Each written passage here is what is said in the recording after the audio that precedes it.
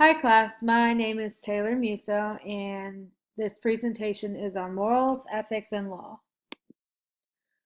The moral right to health care is a very important topic. There are a lot of people out there who think that health care is just a privilege and that anyone who wants to have health care is going to have to pay for it. And as we know, health care costs an arm and a leg most times.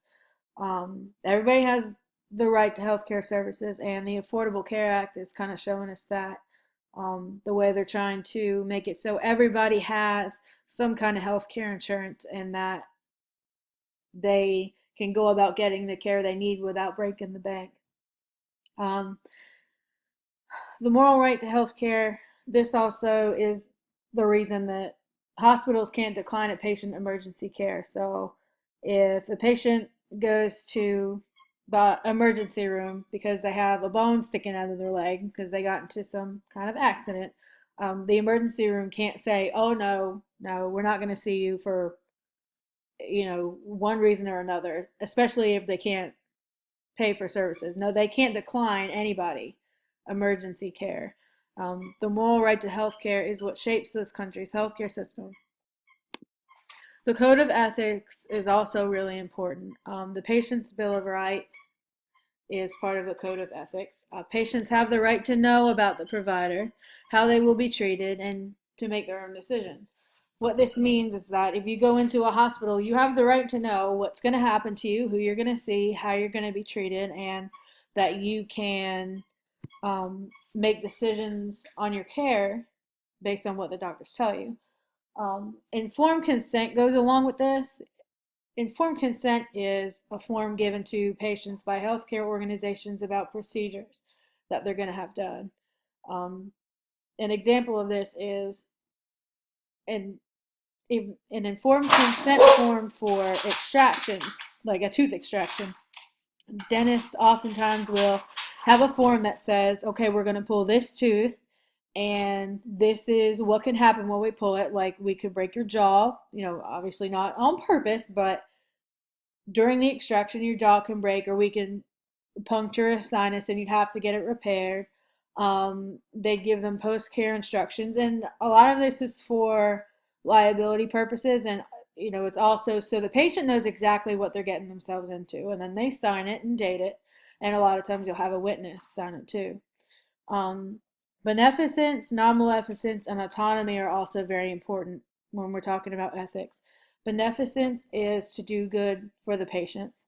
Non-maleficence is to do no harm, and autonomy is um, the patient's right to make their own decisions. Stark Law is very important also.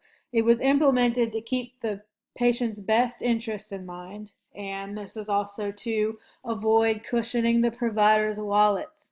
This law states that government provided insurers do not have to reimburse for procedures rendered, and some exceptions apply to this, if the provider referred to another provider in which he or she has a financial relationship.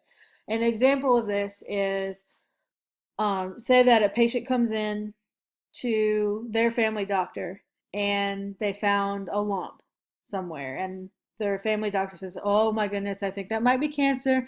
We better refer you out." And this doctor refers the patient to his wife. Well, a lot of um, government provided insurers don't have to pay for that service because the doctor who referred to his wife, well, anything his wife makes off of this patient would pad the family doctor's wallet. So they can't do that. And Stark Law is the reason for it. HIPAA is the final thing I'll discuss today. It stands for the Healthcare Information Protection and Portability Act. It's a federally regulated law in which covered entities must not disclose information to others who are not authorized to view information. Parties authorized to view information are on a strict need to know basis. So, what this means is that if I were to work at a hospital and I was doing billing and I had to look at my best friend's file, well, or her medical records rather, Well, I could look at her billing information, but I can't go look at her x-rays and her diagnosis. Like, I can only look at what I really need to know. And if with the HIPAA law, you can't go around and, like, if I see a patient at my dental office and they had a tooth extracted, I can't go tell the world about, oh, hey, so and so lost a tooth yesterday, and I can't put it on Facebook. If I do that and people find out and word spreads, then I'll get a hefty penalty for that.